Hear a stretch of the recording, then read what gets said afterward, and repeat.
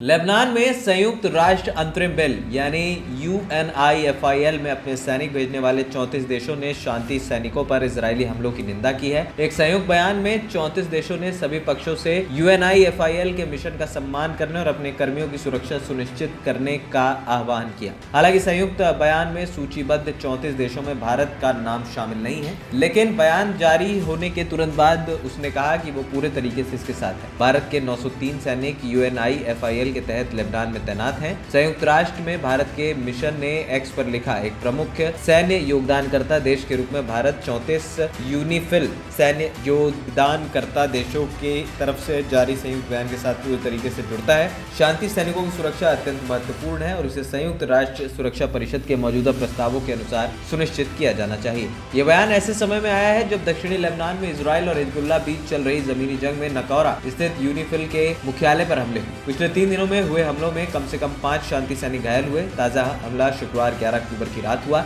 Israel सेना ने उसके हमले में शांति सैनिकों के घायल होने की बात को भी स्वीकार किया। पिछले 48 घंटों में 2 घटनाओं के बाद अमेरिकी राष्ट्रपति जो बाइडेन ने इजराइल से लेबनान में शांति सैनिकों पर गोलीबारी बंद करने की अपील की।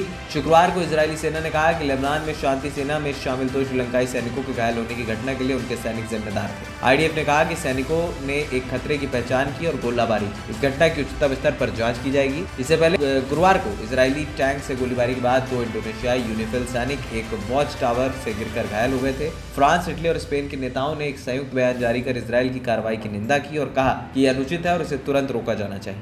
श्रीलंका के विदेश मंत्रालय ने कहा कि वो IDF हमले की कड़ी निंदा करता है जिसमें उसके 2 सैनिक घायल हो गए। वहीं मुख्यालय पर हमले के बाद यूनिफिल के बाद भी दक्षिणी लेबनान से संयुक्त राष्ट्र शांति सैनिक सीमा क्षेत्र से नहीं हटेंगे। लेबनान में संयुक्त राष्ट्र अंतरिम बिल के प्रवक्ता एंडिया टेरेंटी ने शनिवार को समाचार एजेंसी को इसकी जानकारी दी। उन्होंने ये भी कहा कि पिछले हफ्तों में लेबनानी चरमपंथी समूह हिजबुल्लाह के खिलाफ इजरायली हमले से विनाशकारी क्षेत्रीय संघर्ष का खतरा पैदा होता है और इसका एकमात्र समाधान कूटनीतिक है। ANP टाइम्स की रिपोर्ट।